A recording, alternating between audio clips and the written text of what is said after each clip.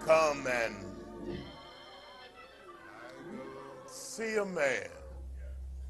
Oh, can I just put a pin in there? You got a lot of folks in here that got some husband.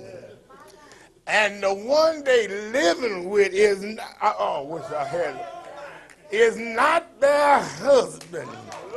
Shacked up, all messed up, and need a word from Jesus. This woman was shocked that he knew her business. Isn't it strange how folk think they getting away with something? Can I tell you that Jesus knows your business? I'm talking to you right now.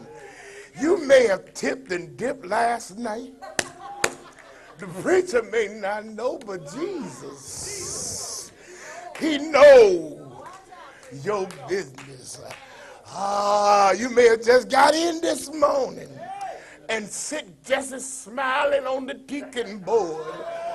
But I stopped by to tell you, Jesus knows. I wish I had a praying church here. He knows your business. Jesus said you got 5 husbands. And the man you're living with don't belong to you. This woman tried to change the subject. And have you ever tried to talk to people and try to help them, and then they try to change the subject to get you off them? She tried to change the subject and asked him, "You a prophet? How do you know how you know my business?"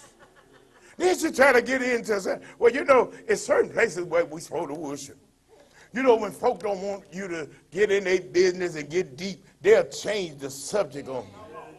They'll start talking about the weather. They'll start talking about the news. They don't want you to know that what you're saying is messing them up. But Jesus said, "Listen, woman, let me tell you, it doesn't matter where you worship, because God is a spirit. And they that worship him should worship him in spirit and in truth."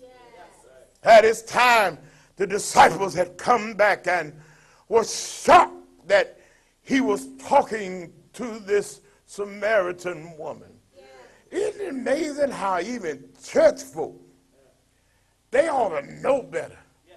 They ought not be prejudiced.